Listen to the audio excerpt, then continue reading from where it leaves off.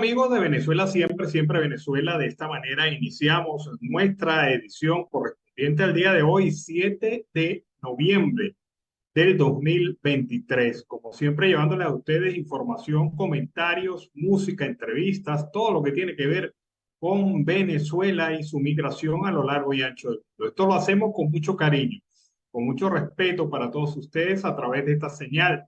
5 emisoras que se enlazan desde Aruba hasta el Arauca Binacional para llevarles a ustedes la mejor información aquí en Siempre Venezuela. Llevando también un trabajo en equipo, en donde está Vanessa Chacón en la producción, Camilo García en redes sociales y apoyo técnico, nuestro equipo de operadores, también nuestros colaboradores en Colombia, Venezuela y otras partes del mundo, todos bajo la coordinación de su servidor, Alan Peralta. Iniciamos la jornada informativa, como siempre, llevándoles a ustedes detalles importantes de las noticias de Venezuela. Hoy es un día significativo. ¿Y por qué es significativo? Por dos razones. La primera razón, esta mañana, hora Venezuela, se celebró la audiencia, la primera audiencia de las dos que están previstas para evaluar el tema en la Corte Penal Internacional de la solicitud que hizo Venezuela de revisión de la potestad del fiscal Karim Khan para investigar los casos de violación de derechos humanos en nuestro país.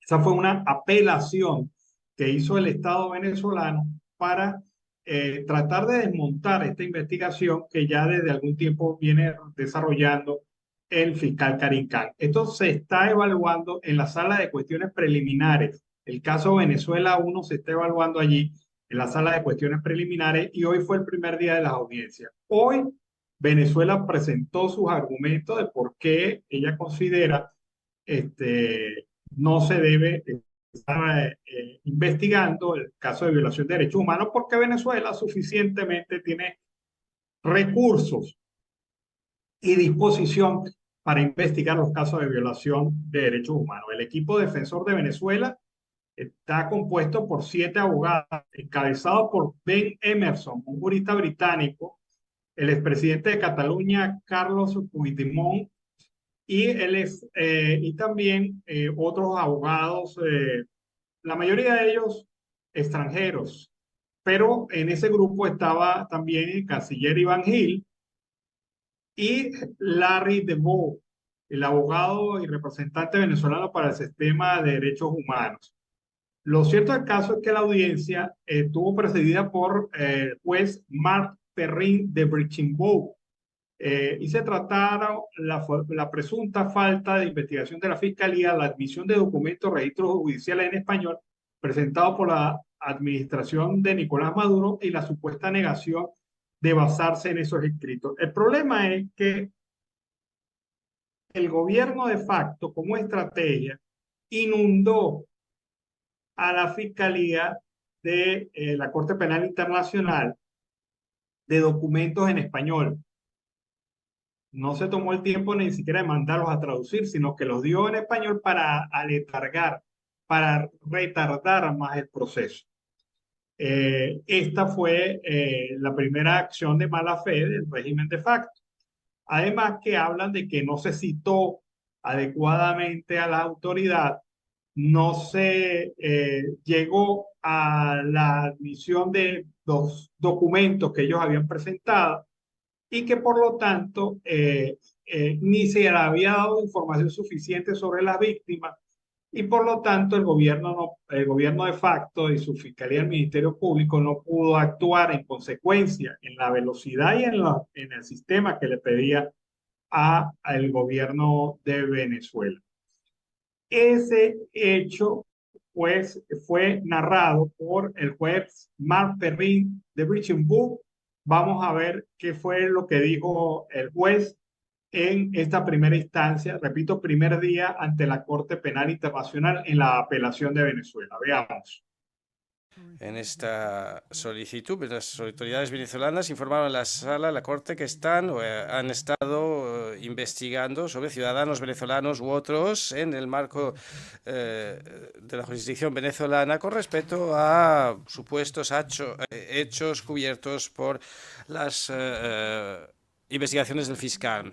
El fiscal se dirigió luego a la sala preliminar para pedir la reanudación de la autorización de reanudar sus investigaciones, y la sala preliminar emitió entonces la decisión impugnada en la que concluía que, y cito, Venezuela no está investigando o no ha investigado los hechos penales que podrían constituir crímenes a los que se refiere el artículo 5 del Estatuto, en una investigación que equivalga suficientemente a la investigación esperada del fiscal. Fin de cita. Las autoridades de Venezuela presentaron esta apelación contra esta decisión. La sala de apelaciones ha recibido las presentaciones escritas sobre esta apelación de las autoridades venezolanas, del fiscal y de la Defensoría Pública para las Víctimas, así como de los representantes de las víctimas. Este es el contexto que nos trae hoy a esta audiencia. Bueno, el abogado británico de Venezuela, ante estos argumentos, presentó 4 puntos fundamentales: que el fiscal Karim Khan nunca había identificado a ningún oficial de alto rango que esté presuntamente involucrado en los crímenes.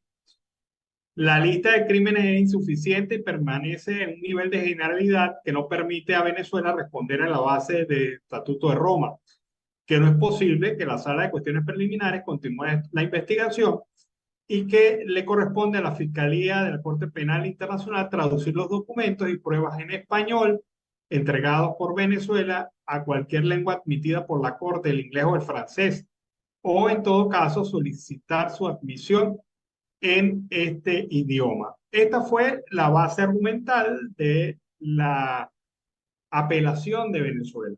Pero esto de inmediato fue desmontado por la representante de la Corte Penal Internacional, de la Fiscalía de la Corte Penal Internacional. Veamos cómo ella desmontó estos argumentos.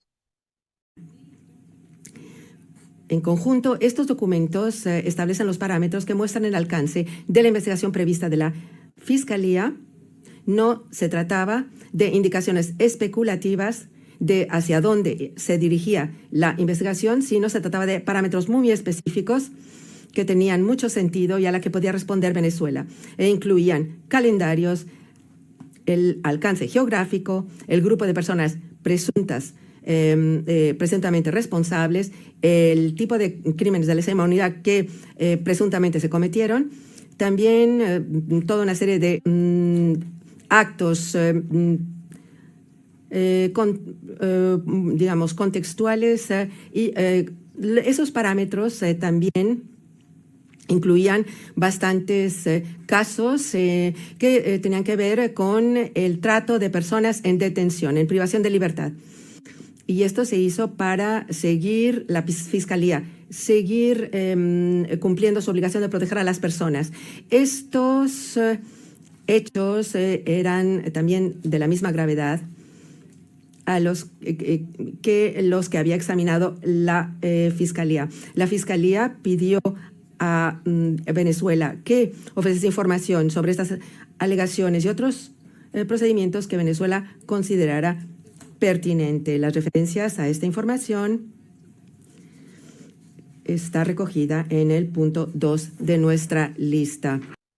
Bueno, en la audiencia celebrada durante la mañana de hoy, la primera audiencia de la apelación de Venezuela ante la Corte Penal Internacional, participó también la Oficina de Defensa Pública de las Víctimas de la Corte, que respaldó la posición de la Fiscalía de que su notificación no debía identificar hechos penales específicos que se pretendía investigar, porque no siempre es fácil en el momento que se inicia la investigación. Ellos dicen que mal puede Venezuela pedir nombres y acusaciones concretas cuando apenas se está iniciando la investigación. Investigación que, por cierto, Venezuela ha pretendido enredar jurídicamente de la manera más vil posible. El nivel de especificidad requerido de un fiscal para evaluar la admisibilidad no es el mismo cuando se trata de una situación que cuando se trata de un caso concreto. En el momento de una notificación, el fiscal solo puede a menudo identificar los tipos de crímenes supuestamente perpetrados en una situación dada. De hecho, la notificación tiene lugar inmediatamente después de la apertura de la investigación en un momento en el que se evidencia el material disponible. Las salas, afirma la representación de la defensa pública de las víctimas, han considerado reiteradamente que antes del inicio de una investigación es imposible definir los parámetros específicos de un caso e identificar a los sospechosos para ser imputados. Durante la investigación, cuando se recopila la evidencia, entonces el fiscal definirá crímenes y acusados específicos. Esperar otra cosa es empezar la casa por el tejado. Pues prácticamente se lo dijo todo. Pero vamos a escuchar a la abogada de la defensa de las víctimas en esta primera audiencia de la solicitud de Venezuela de revisar la medida de investigación de la Corte Penal Internacional en manos del fiscal Karim Khan. Escuchemos qué es lo que dijo la defensa pública de las víctimas en este caso. Señoría, las víctimas tienen una posición muy clara. Y la posición de las víctimas hoy es que Venezuela no está ni lo hará en un futuro investigando los crímenes de sus familiares o de sus amigos. Bueno, y a propósito de eso, y finalizando prácticamente la primera audiencia de esta apelación que hace Venezuela ante la Corte Penal Internacional por la decisión de la Sala de Cuestiones Preliminares de continuar, autorizar al fiscal Karim Khan para que continúe la investigación, el juez Mark Perrin de Bridgeburg ha señalado que la presunta falta de detalle de la investigación de la Fiscalía, la admisión de documentos, registros judiciales en español presentados por la administración de Nicolás Maduro y la supuesta negación de basarse en estos escritos seguirá siendo investigada y analizada en la audiencia de mañana. Veamos el cierre que hizo Mark Perrin de Bridgeburg, el juez que preside esta audiencia del día de hoy. Las víctimas han presentado escrituras disponibles a todos, que son documentos muy sustanciales, muy densos, que tendrá desde luego en cuenta la sala en sus deliberaciones y a los que se refiere usted efectivamente llegaron anoche, tarde, pero serán contemplados y estudiados plenamente. Bueno, repito que esta audiencia que se ha celebrado durante el día de hoy es la primera de dos audiencias. Mañana se renueva y se toma la decisión si continúa la investigación en manos del fiscal Karim Khan y la posición de la Sala de Cuestiones Preliminares sobre este tema. Pero les había comentado en un principio que había dos elementos importantes, dos temas importantes el día de hoy, porque si bien en este momento ha finalizado la sesión de la Corte Penal Internacional, de la Sala de Cuestiones Preliminares, el juez que está revisando la apelación de Venezuela, en pocos minutos se inicia la audiencia de la Corte Internacional de Justicia para tratar el tema de la solicitud de Guyana sobre el referéndum venezolano en el Esequibo. Para Guyana, ese referéndum debe ser prohibido porque trata temas que están dentro de la competencia de la investigación de la Corte Internacional de Justicia y abre posibilidades que están fuera del marco del acuerdo de Ginebra, que Venezuela y Guyana habían firmado en un momento específico y que regulariza el tema del Esequibo.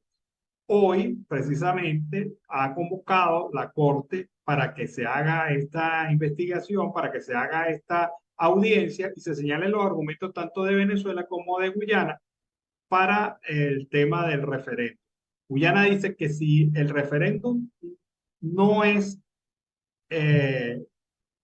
prohibido por la Corte Internacional de Justicia, se están afectando sus intereses y sus derechos. pero en el caso específico estaba dispuesto a transar a que se elimine la pregunta 1, la pregunta 3 y la pregunta 5, que se refiere, la pregunta 5, por ejemplo, se refiere al tema de la creación de un nuevo estado en esa zona. El territorio Esequibo sería el nuevo estado de Venezuela. Le daría competencia legal y jurídica dentro del ordenamiento venezolano, pero esto es rechazado por Guyana. Ahora Venezuela no ha dicho ni ñe sobre un tema que es evidente, que es el tema de la solicitud ante la misma instancia, ante la misma Corte Internacional de Justicia, de que se paralice el otorgamiento de licencias que incluso tocan aguas territoriales venezolanas. Y Venezuela no ha hecho nada en ese sentido. Entonces, bueno, nos encontramos ante una situación que de plano, pues pone nuevamente Venezuela en tela de juicio la competencia de la Corte Internacional de Justicia. Esperamos qué argumentos va a presentar Venezuela dentro de pocos minutos frente a la Corte Internacional de Justicia por esa solicitud que ha hecho Guyana. Pero algunos dicen que Venezuela no va a presentar argumentos y lo único que va a alegar es que desconoce la autoridad de la Corte Internacional de Justicia, como si eso fuera suficiente y como si eso fuera a cambiar la ruta de litigar en instancia y entre el máximo tribunal internacional sobre estos temas. Vamos a escuchar a Rixia Navarro desde la costa oriental del lago Para Siempre Venezuela. Gracias por el pase a los estudios desde el municipio Lagunillas, costa oriental del lago, estado Zulia, Venezuela. Para nuestros amigos del programa Siempre Venezuela, llevando el reporte de lo que ocurre en toda la costa oriental del lago. Y algo que vamos a abrir el compás en el día de hoy, y es la situación que se vive en los campos petroleros de Lagunillas. Están ubicados en la parroquia Venezuela, campamentos que antes eran un ejemplo, un bastión de belleza y sobre todo de cuidado, y hoy en día es la representación del total abandono y sobre todo del deterioro, donde la basura es la primordial situación que se está viviendo en estos campamentos petroleros, por lo que extienden el llamado a la industria petrolera y a los organismos competentes para que se aboquen, ya que entre el monte o digamos la gran cantidad de maleza y sobre todo también las zonas petroleras que ahora son calificadas como vertederos de basura, es lo que ha afectado a los habitantes. Entre eso ha traído las consecuencias de enfermedades,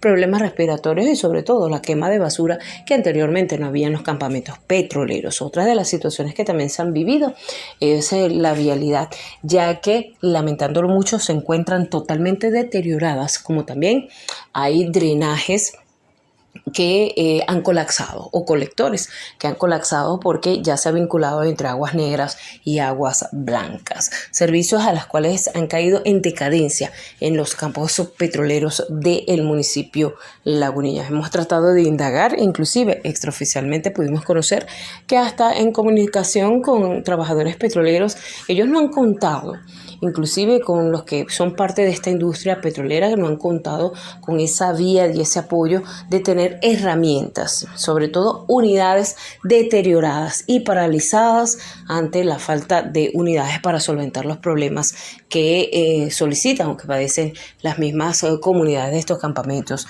petroleros. Una realidad que día a día se aflora más esta situación y es al conocimiento de todas las autoridades. Otra de las informaciones, y cambiando un poco el tema, en el municipio Lagunillas tenemos también en la costa oriental del lago que se está llevando a cabo la presencia de la Virgen de la Chinita, haciendo un recorrido en todos los municipios ubicados en la costa oriental del lago. Entre esos tenemos que tuvo de visita en el municipio Simón Bolívar, donde estuvo recorriendo diferentes parroquias, contando con la presencia también de diversas autoridades y sobre todo feligresía, solicitándole y agradeciendo a la Virgen de la Chinita, recordándoles que su día es el 18 de noviembre. Se espera conocer también, estuvo de visita en el municipio Miranda y en el municipio Santa Rita, donde fueron recibidas por las máximas autoridades de estas entidades. Hoy en día se espera conocer que en los próximos días estará visitando el municipio Lagunillas, Palmares Rodríguez y Varal. Un municipio, sobre todo el caso del municipio Varal, ampliando un poco la información, donde las lluvias han afectado diferentes zonas de esta entidad municipal, por lo que el Cuerpo de Bomberos y Protección Civil están al pendiente de la situación que se está viviendo en este importante municipio de la costa oriental del lago. Este es un compás de informaciones que hoy le estaremos presentando a todos ustedes a través de nuestro programa Siempre Venezuela. Quien les acompañó a esta hora, como siempre, Rixia Navarro.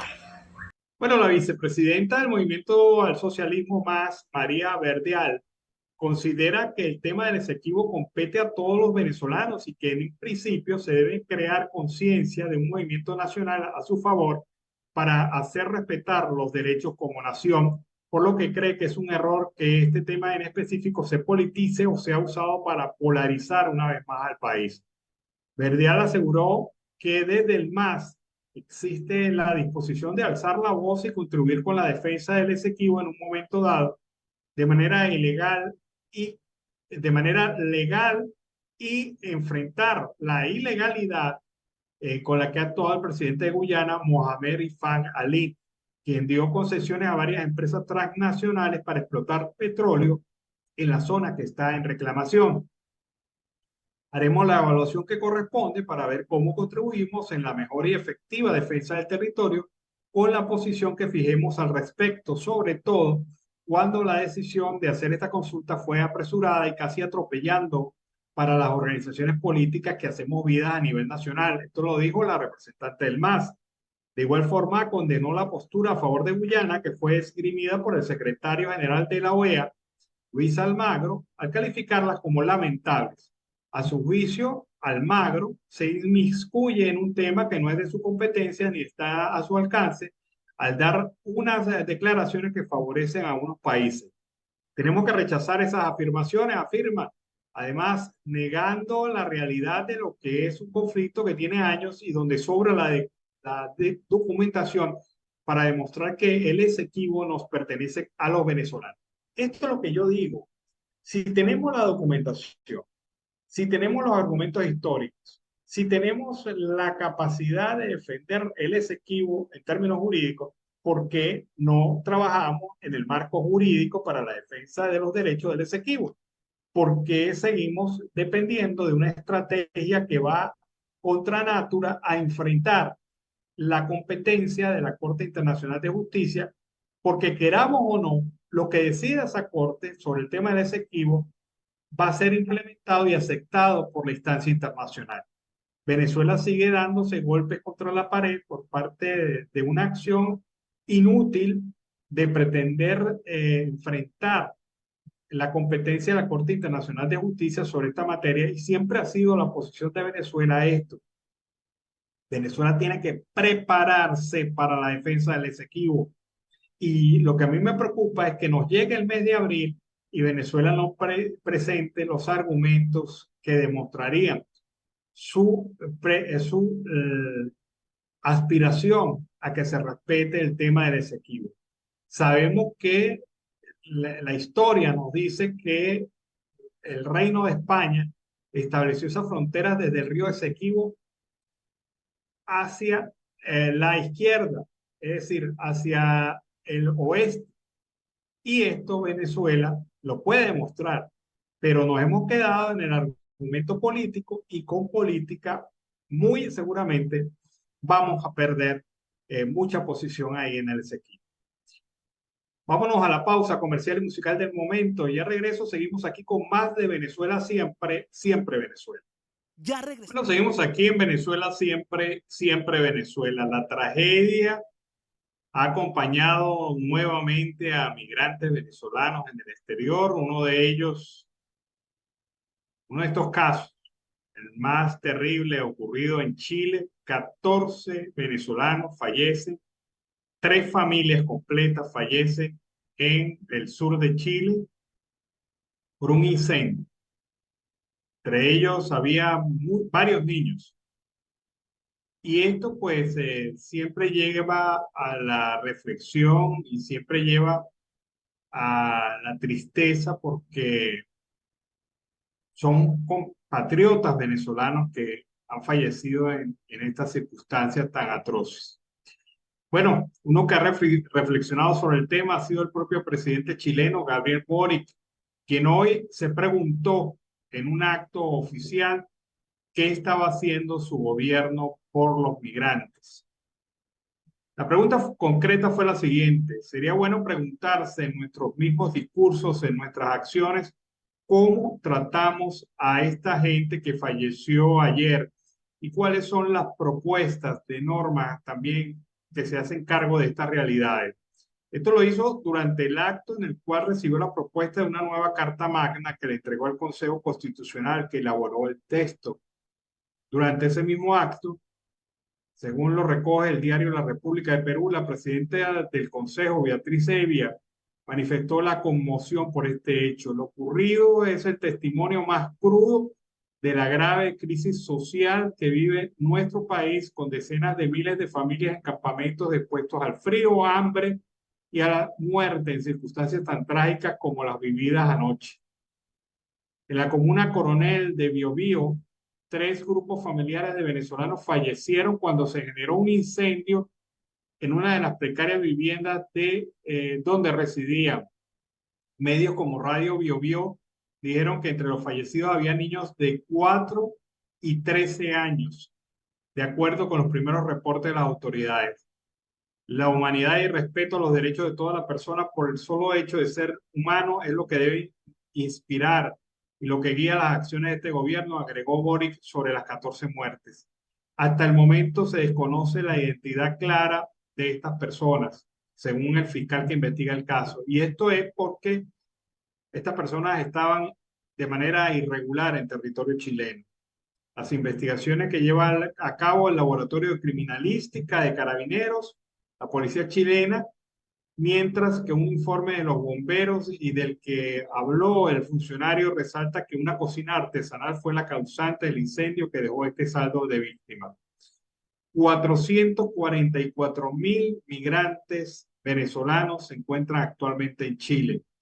Es el 7º país con más venezolanos en su territorio, después de Colombia, Perú, Estados Unidos, Brasil, España y Ecuador. La situación entonces que se presenta aquí con este caso tan terrible, 14 venezolanos fallecidos en estas difíciles circunstancias. Bueno, mientras esto ocurre, Estados Unidos anuncia un nuevo paquete de ayuda humanitaria para Venezuela. Este nuevo paquete de $500 millones dará respuesta a las necesidades de refugiados e inmigrantes en países de la región, entre ellos Colombia. Según el Departamento de Estado, los fondos dirigidos a atenuar la migración son parte del compromiso que adquirió Washington durante la reciente cumbre de líderes de la Asociación para la Prosperidad Económica de las Américas, APEP, que se realizó en la capital de Estados Unidos la semana pasada. A la cumbre encabezada por Joe Biden asistieron 11 líderes de la región, entre ellos el presidente de Colombia, el señor Gustavo Petro. En esta cita se acordó crear una nueva plataforma para el desarrollo económico sostenible que trabajará en 5 áreas puntuales. Si bien la migración no fue una de ellas, para Estados Unidos es un tema central dada la crisis que enfrenta en la frontera sur. Desde su perspectiva, fomentar el desarrollo económico a largo plazo en la región es el único camino para enfrentar la inmigración ilegal hacia los Estados Unidos. Sin embargo, son conscientes de que en la actualidad muchos países se enfrentan dificultades por la llegada de miles de migrantes y refugiados en su camino hacia el norte. La ayuda, dijo el secretario de Estado Antony Blinken, está también enfocada para atender necesidades de la población de desplazados en América Latina y el Caribe y por la crisis política y económica que vive Venezuela. Esto lo ha dicho Antony Blinken y se ha confirmado por parte del gobierno de los Estados Unidos $500 millones adicionales en ayuda humanitaria para la migración venezolana. Vamos a escuchar ahora NotiAudio El Pitazo, alianza informativa entre esta organización y Siempre Venezuela. NotiAudio El Pitazo, un preciso resumen de lo que ocurre en toda Venezuela, con Catherine Medina. Saludos, estimados oyentes. A continuación hacemos un repaso informativo por las noticias más destacadas hasta este momento. Comenzamos. Cabello. Creación del Estado Guayana Esequiba incluye otorgar la nacionalidad venezolana. El primer vicepresidente del PSUV, Diosdado Cabello, afirmó este 6 de noviembre que la creación del Estado Guayana Esequiba incluirá un plan de protección para los ciudadanos, que contempla el otorgamiento de la nacionalidad venezolana y la entrega de la cédula de identidad. En el acto de inicio de la campaña del referendo sobre el Esequibo, que se transmitió por BTV, Cabello exhortó a la ciudadanía a votar 5 veces sí en la consulta del 3 de diciembre. Aseguró que la lucha territorial va más allá de las ideologías políticas. ONG Laboratorio de Paz. Unión Europea debe mantener sanciones y embargo de armas a Venezuela. La ONG precisa que ante la solicitud manifestada el 24 de octubre por el ministro de Exteriores de España, José Manuel Álvarez, de levantar las sanciones contra Venezuela como ya lo hizo Estados Unidos tras el acuerdo suscrito por gobierno y oposición en Barbados, el Consejo de la Unión Europea no debería proceder así, pues sería desacertada la decisión de levantar el embargo de armas a un país investigado por la Corte Penal Internacional. 6CPC. Muertes de la directora de Senosayuda y su familia fueron por intoxicación con gas. A través de su programa 6CPC al día, el director del organismo, Douglas Rico, indicó que antes de morir, Rodrigo Ayala Col hizo una llamada telefónica a un familiar para informarle que su gato había muerto y su hija acababa de desmayarse. Ayala Col indicó que llevaría a la adolescente Camila Beatriz Ayala Fernández, de 13 años, al urológico San Román, pero al finalizar la llamada perdió la conciencia, al igual que su esposa Carolina Fernández. También murió el perro de la familia. En Miranda, 2 autos se incendiaron por derrame de gasolina en estación de servicio en Cuba. Testigos del hecho contaron al Pitazo que los tanques de la bomba fueron equipados y minutos más tarde uno de ellos se rebasó en medio de un aguacero. Al parecer, la escotilla quedó abierta. La gasolina se mezcló con el agua de lluvia, se derramó y corrió por una cuneta. A la altura del kilómetro 6 de la carretera Cuba-Quebrada de Cuba, había un punto de ignición y se produjo un incendio. Las llamas se propagaron y alcanzaron a 2 vehículos. El Jefferson también controlaba la Pica, tenía régimen de presentación. El Jefferson era el otro PRAN de la cárcel de la Pica, ubicada en Maturín, capital del estado Monagas. Su nombre real es José Jefferson Clavijo Rosendo, nacido en Maturín el 25 de diciembre de 1983. El Jefferson fue detenido el 16 de marzo de 2008 por posesión de arma de fuego y de drogas. Sin embargo, no lo sentenciaron a cárcel, sino que obtuvo la medida de régimen de presentación. Estimados oyentes, este ha sido el panorama informativo hasta esta hora. Narró para ustedes Catherine Medina. Estas informaciones puedes ampliarlas en nuestra página web, elpitazo.net. También recibimos tus denuncias vía SMS o WhatsApp a través del 0414-230-2934. Bueno, fue NotiAudio El Pitazo, alianza informativa entre esa organización y Siempre Venezuela. En relación al tema de las cárceles, la toma de Vistahermosa en el estado Bolívar por parte de las autoridades en el marco del llamado operativo Guaycaipuro ha significado nuevamente la protesta de familiares quienes han señalado que no se conoce el destino de las personas que están afectadas y ellos consideran que ha sido una burla para los familiares la respuesta oficial. Veamos lo que afirman en relación a estas tomas de cárceles en Venezuela. Más de 400.000 presos dispuestos presos los tenían para soltarlo cuando se pusieran en contra de la revolución. Este producto de eso, ¿oyeron? Esto es producto de eso, porque ellos fueron los que llenaron la cárcel de armas. Ellos mismos llenaron la cárcel de armas y ahora como el pueblo está, no los pueden controlar, entonces arremeten contra la población penal. Ellos son los únicos culpables de este desastre. Este es el producto de lo que muchos de ustedes cosecharon, que fue haber votado por un gobierno totalitario, un gobierno dictador.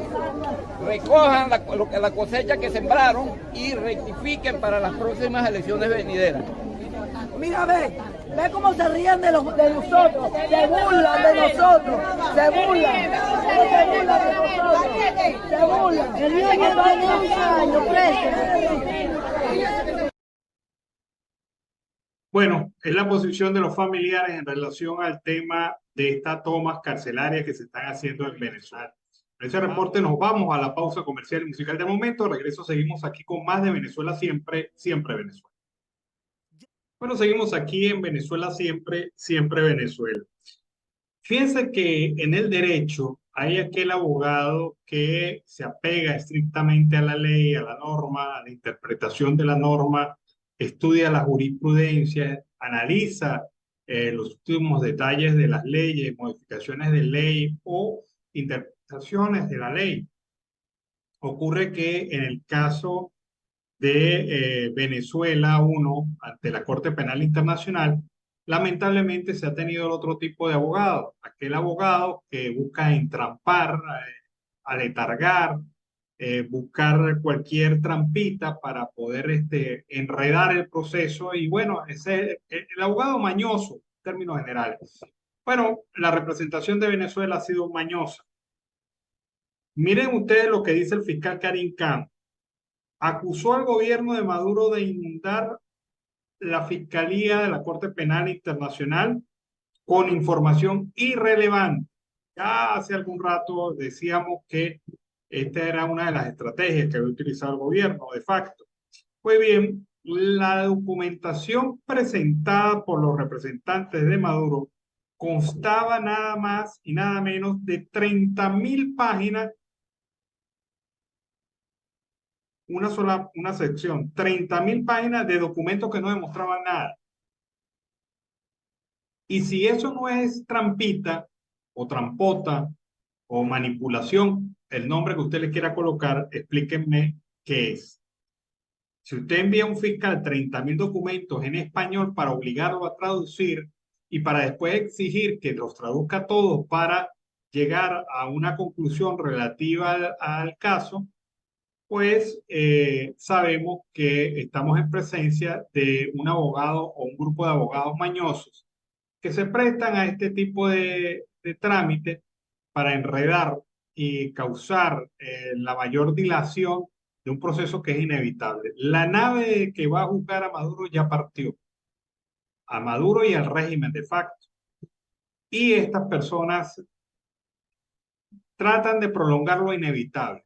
Lo inevitable es que la justicia va a llegar como ha llegado en diferentes casos a nivel internacional.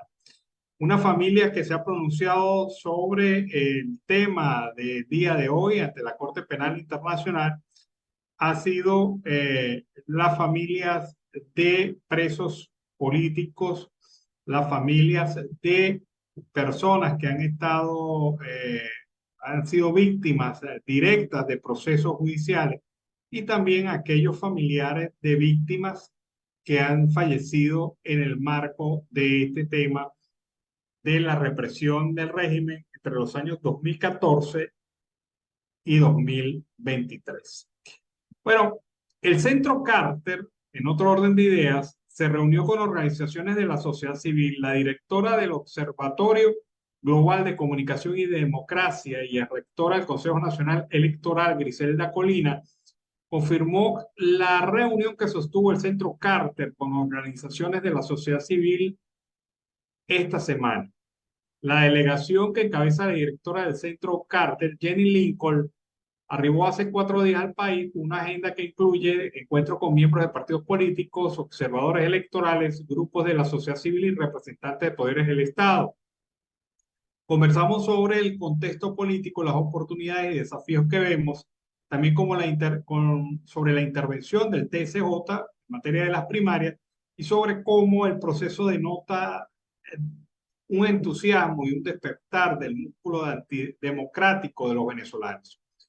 La comunicadora agregó que fue importante transmitirles que esperamos que puedan concretar una misión de observación que acompañe a los venezolanos en el próximo proceso, porque entendemos que si bien hay una realidad difícil, también hay oportunidades.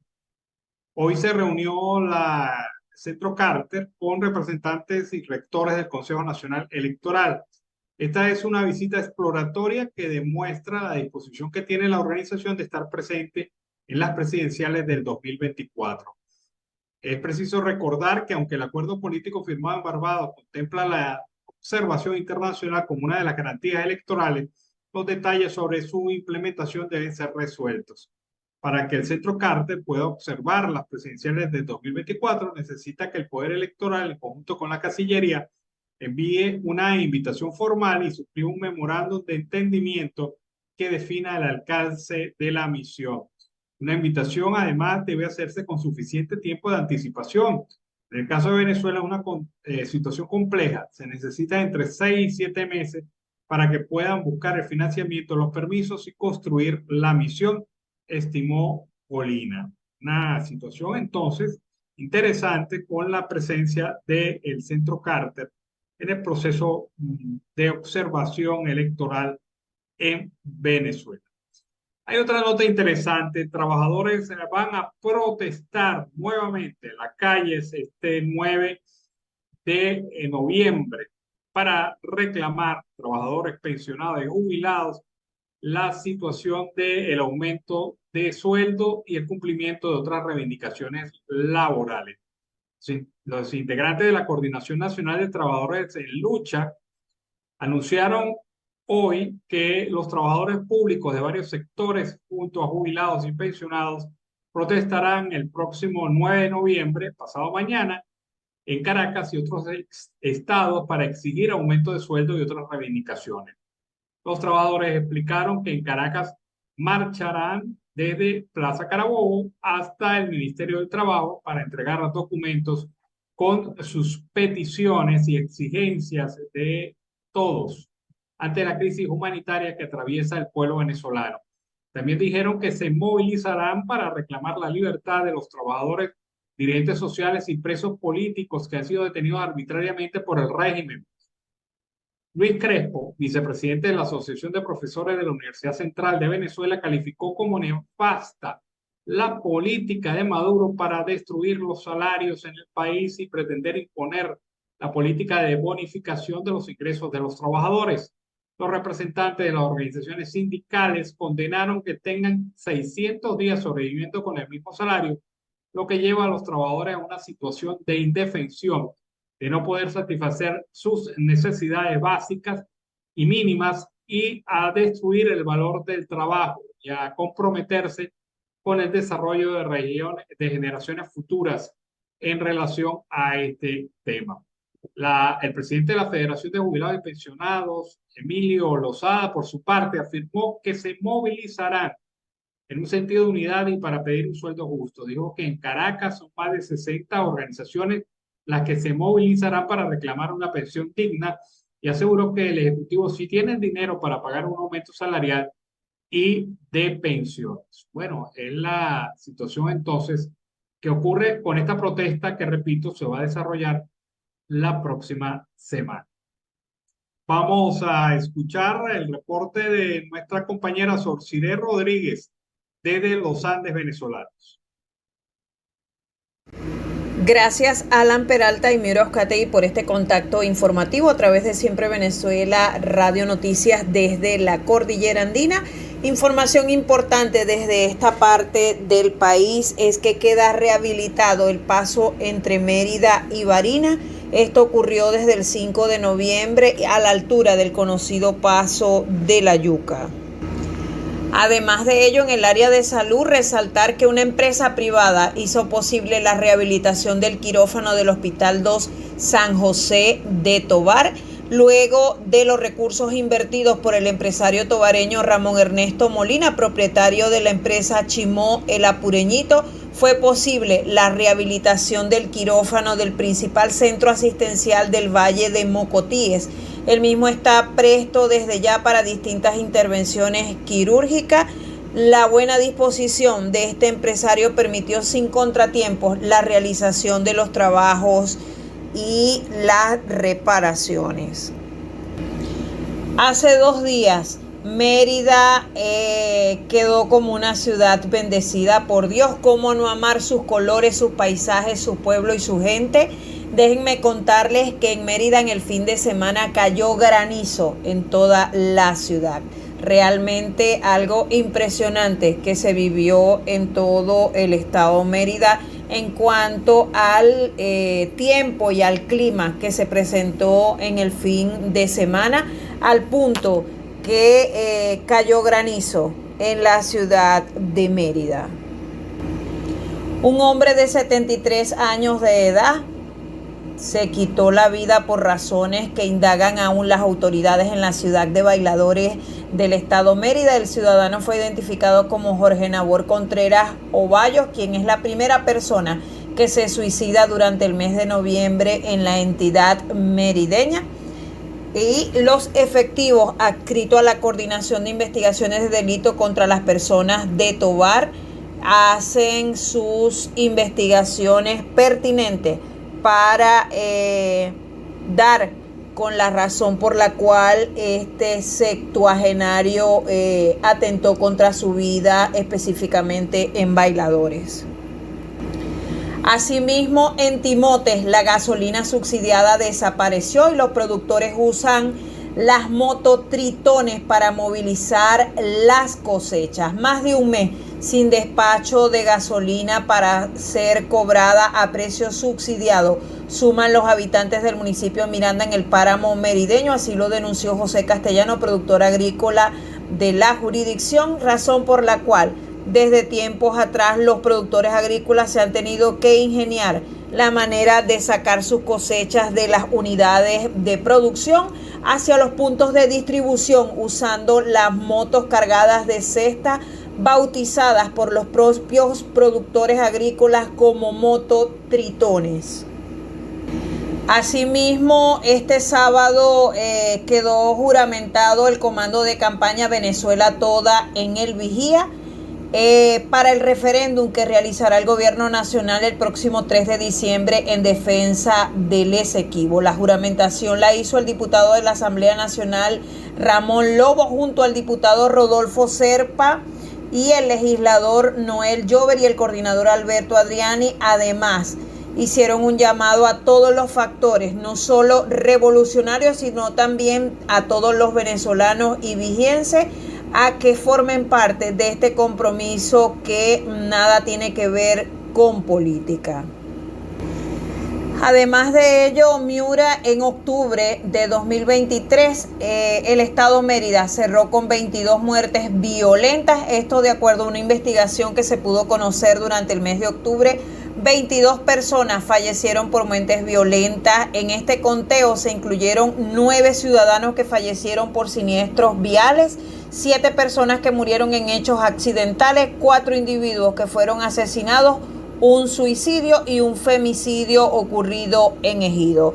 El municipio más violento fue El Libertador con 6 personas muertas. Por su parte, el Cardenal Quinto se ubicó en el cuarto peldaño con 2 muertes en Tovar, con Rivas Dávila, Tulio Febres Cordero. Además de ello, durante octubre, cada 34 horas falleció una persona dentro de un hecho violento en la entidad merideña.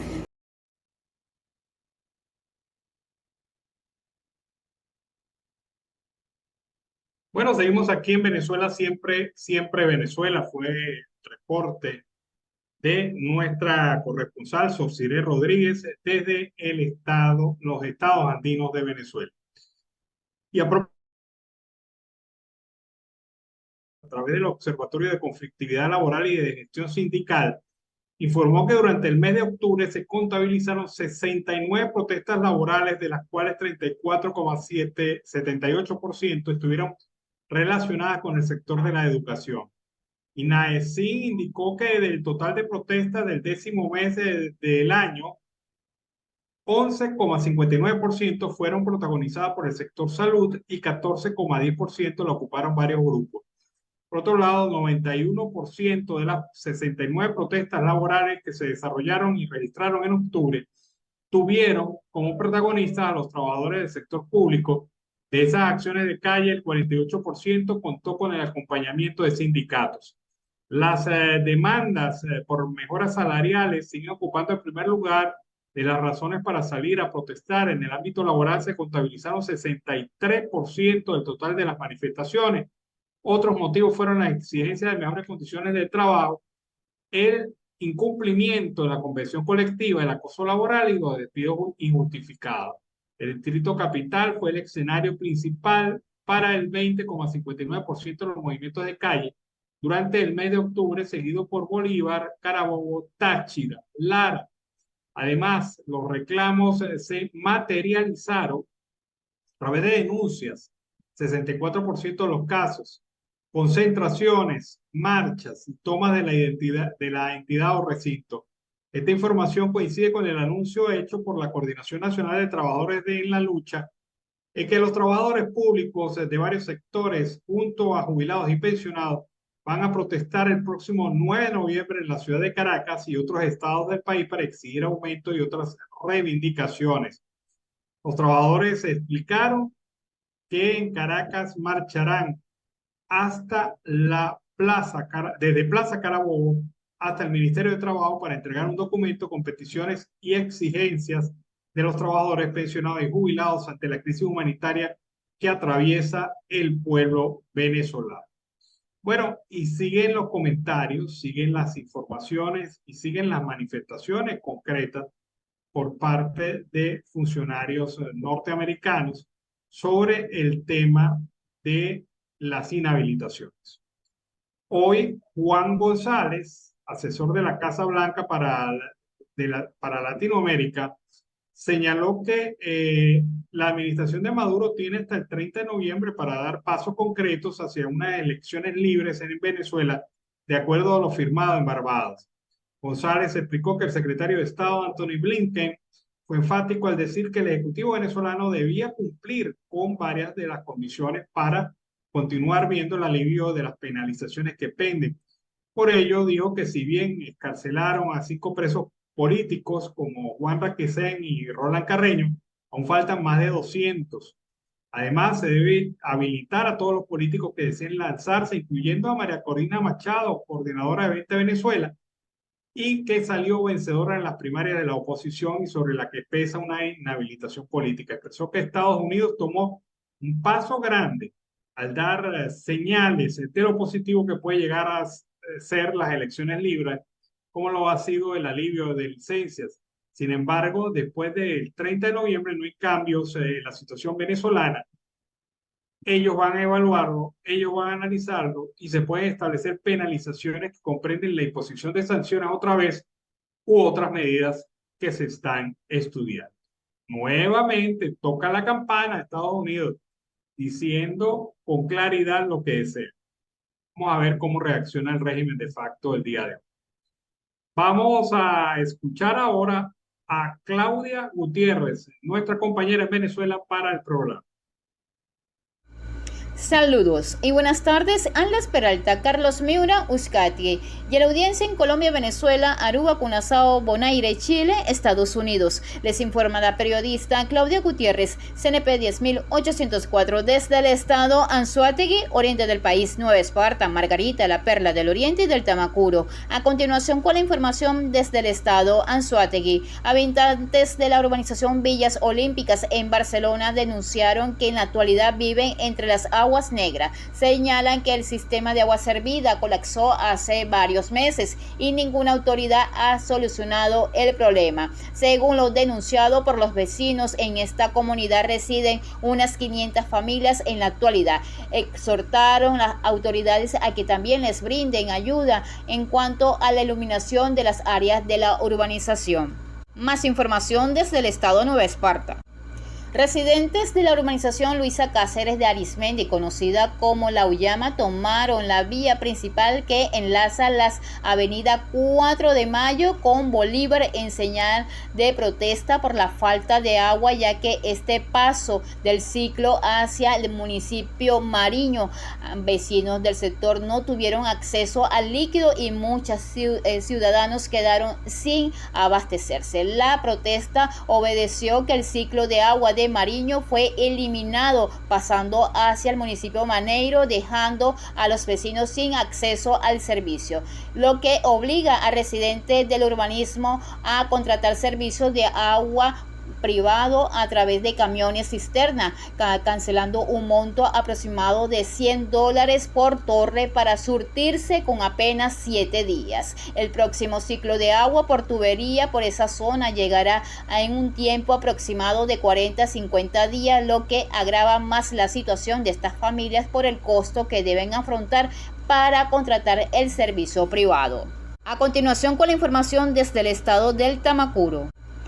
La mañana de este sábado se realizó una importante reunión con productores de la isla Manamito, quienes se reunieron con el ingeniero César Magibray para consignarle un documento y solicitándole el suministro de gasolina para los productores de la zona, donde se acordó revisar el viejo listado de los productores que surten combustible. De igual forma, consignaron un documento firmado por productores ante el despacho de la ciudadana gobernadora del estado, doctora Liseta Hernández, solicitándole el apoyo con el suministro de gasolina y la creación de 2 puntos de control de la Guardia Nacional Bolivariana para disminuir la inseguridad, el robo y el hurto de ganado en dicha isla.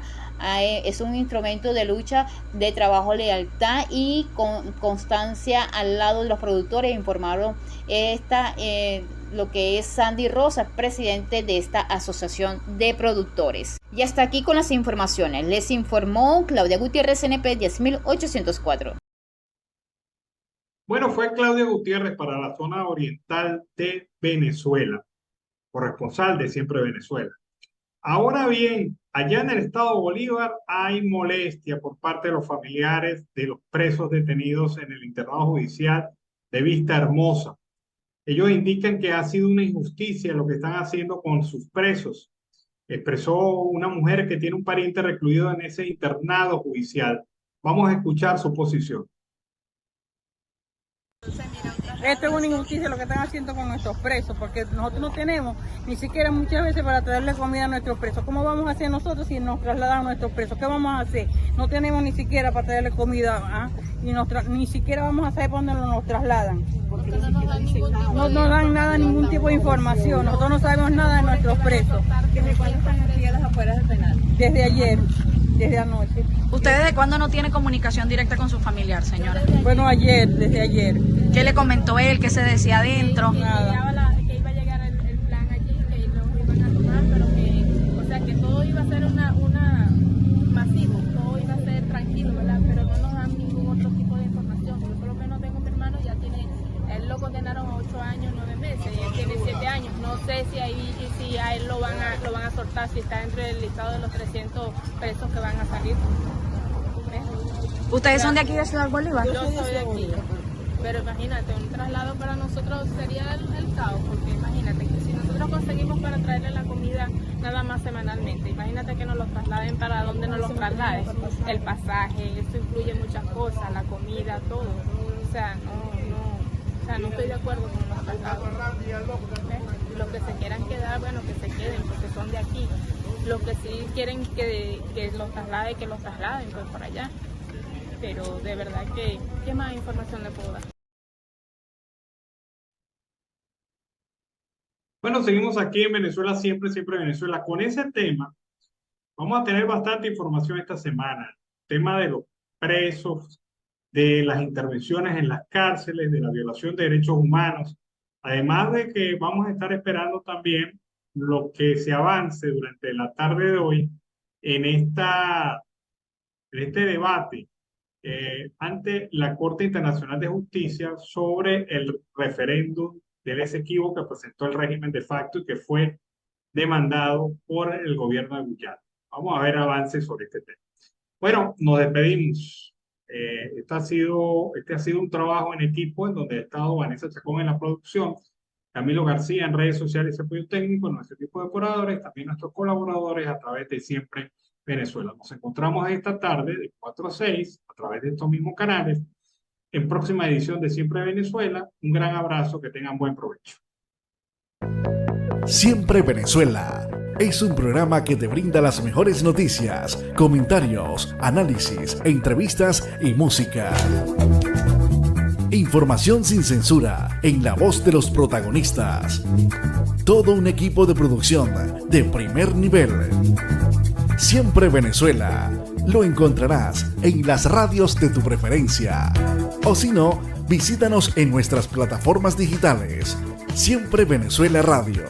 En Instagram, Facebook y Twitter. De lunes a viernes le decimos lo que en Venezuela prohíben. Porque somos Venezuela siempre, siempre Venezuela.